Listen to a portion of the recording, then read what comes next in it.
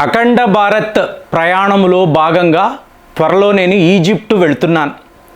ఎందుకండి ఈజిప్ట్ అంటే ఈ శివ ఏమిటి అంటే శివ ఓయాసిస్ అనబడే ఒక నగరము ఈజిప్టులో ఎవరు నిర్మించారు? ఇలా చూసుకుంటే ప్రపంచమంతా కూడా శివుడు ఎలా నిండి ఉన్నాడు. ఇప్పుడు టర్కీలో శివ అనబడే ఒక నగరం శివాసన అంటారు.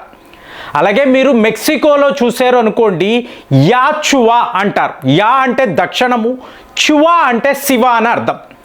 అలాగే ఇంకొక ముఖ్యమైన విషయము అమ్మోన్ టెంపుల్ అంటారు. మీకు తమిళనాడు వెళ్ళండి, ఎక్కడ చూసినా కూడా మారి అమ్మన్ గుళ్ళు కనిపిస్తాయి.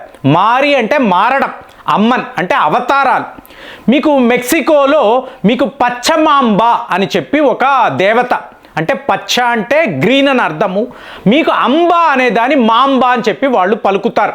అంటే శివాలయం ఉంటుంది, పక్కనే మీకు అమ్మన్ గుడి కూడా ఉంటుంది. సో ఇది ఎలాగా?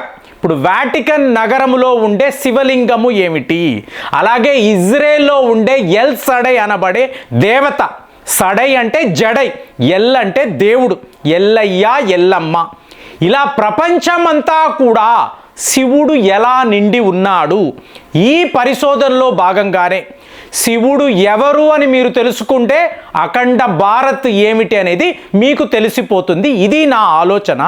ఇందులో భాగంగానే ఈజిప్ట్ నుంచి ఈ ప్రయాణం అనేది మొదలవుతుంది.